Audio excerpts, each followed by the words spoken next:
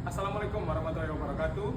Selamat sore, salam sejahtera, Om Swastiastu, Namo Buddhaya. Perkenalkan, kami dari kelompok 5 akan menjelaskan tentang makna Lasiete, bagaimana penerapannya di Indonesia, dan memberikan secara ringkas rangkuman tentang Lasiete. Perkenalkan, nama saya Joseph M. Stanislas Lato dengan NIM 131250016 dan rekan saya. Perkenalkan, nama saya Sinta Nurmufida dengan NIM 13125001117.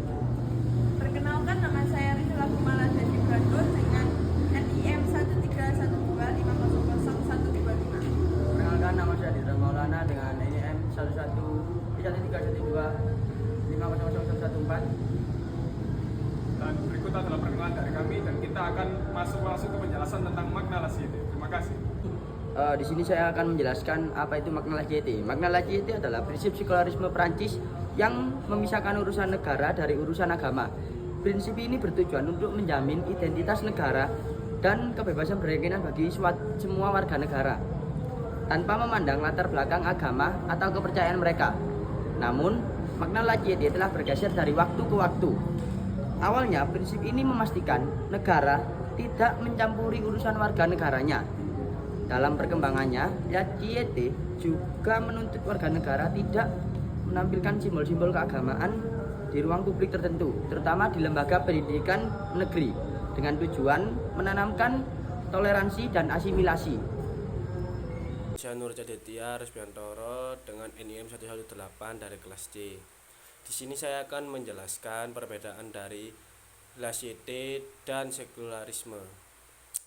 Meskipun sering disamakan, Lasiete dan sekularisme memiliki perbedaan yang mendasar. Yang pertama, sekularisme. Sekularisme fokus pada kebebasan beragama, di mana negara menjamin hak setiap individu untuk menjalankan atau tidak menjalankan agama apapun yang mereka pilih. Yang kedua, Lasiete. Lasiete fokus pada kebebasan dari agama, yang merupakan versi sekularisme yang jauh lebih ketat. Prinsip ini dapat membatasi ekspresi keagamaan di ruang publik untuk memastikan netralitas suatu negara. Baik, saya Sinta Nurmufida. Di sini saya akan menjelaskan penerapan Lasiete di Indonesia.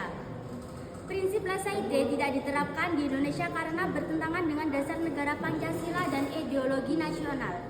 Indonesia menganut pendekatan yang berada dalam hubungan antara agama dan negara.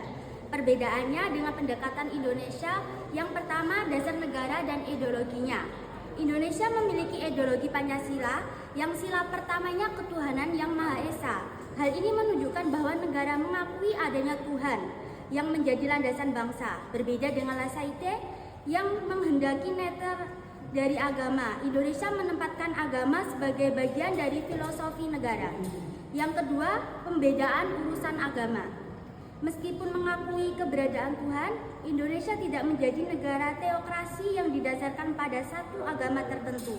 Negara memisahkan antara hukum publik seperti hukum pidana, tata negara, dan administrasi yang harus netral dan tidak diskriminatif, dengan hukum yang berkaitan dengan aspek sosial dan keluarga yang dapat mengakomodasi hukum agama seperti hukum peradilan agama. Terima kasih. Baik, saya Rihla akan menjelaskan tentang pengakuan agama resmi. Indonesia mengakui 6 agama resmi, yaitu Islam, Kristen, Protestan, Katolik, Hindu, Buddha, dan Konghucu, dan kepercayaan rakyat. Setiap agama memiliki hak yang sama di mata hukum. Berbeda dengan Lasiete yang berfokus pada penghapusan simbol agama dari ramah publik. Indonesia mengakui dan memfasilitasi kehidupan beragama masyarakat. Yang kedua, tantangan dan implementasi.